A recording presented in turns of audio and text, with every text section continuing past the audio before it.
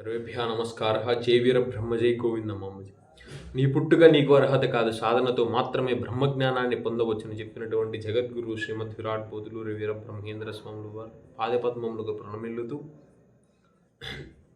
ఈరోజు ఆర్ఎస్ఎస్ రాష్ట్రీయ స్వయం సేవక్ సంఘ్ దీని గురించి మనం తెలుసుకుందాం.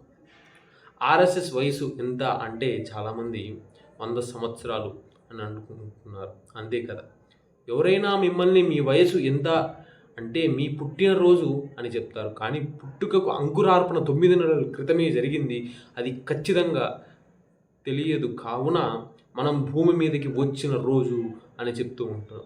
అలానే ఆర్ఎస్ఎస్ వయసు 100 సంవత్సరాలు అని అనుకుంటున్నాం. ఆర్ఎస్ఎస్కి మూలాలు దానికంటే 20 సంవత్సరాలు వెనుకే ఉన్నాయి. 1915లో హిందువులకు పవిత్రమైన హరిద్వార్లో అఖిల భారత హిందూ సమ్మేళనం జరిగింది.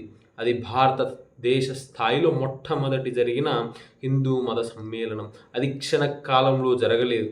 దానికి వెనుక 1905 నుంచి దేశ నలుమూలల హిందూ ప్రముఖులలో హిందూ మతం యొక్క సంఘటితం కోసం ఆలోచనలు జరిగాయి.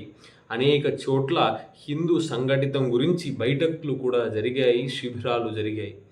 ఆ మూలాలన్నిటిలో నుంచి రూపాంతరం చెంది 1915లో హరిద్వార్లో హిందూ మహాసభ జరిగింది.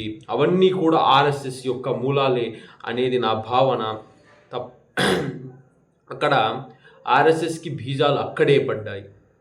మనం సగర్వంగా చెప్పుకోవచ్చు ఆర్ఎస్ఎస్కి 120 సంవత్సరాలు వాస్తవ వయస్సు అని. ఒకప్పుడు ప్రపంచమంతా అనుసరించేది మన ధర్మం, మన సనాతన హైందవ ధర్మం.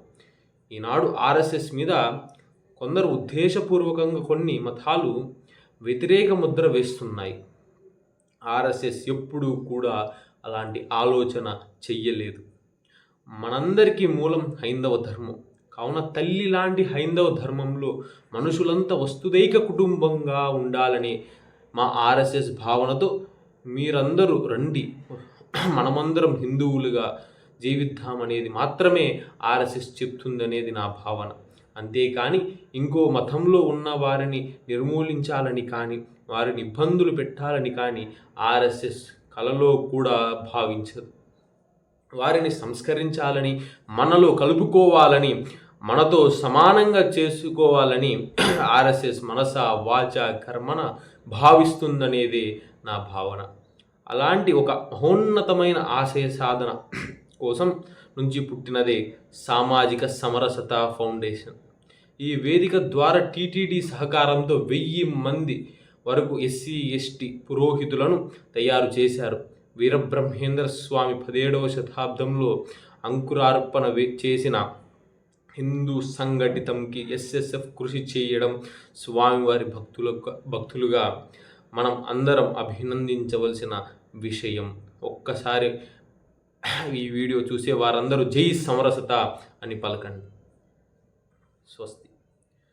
శతమానం భవతి శతాయుః పురుషస్య శతేంద్రియాయుష్యేవేంద్రియే ప్రతిష్టతి.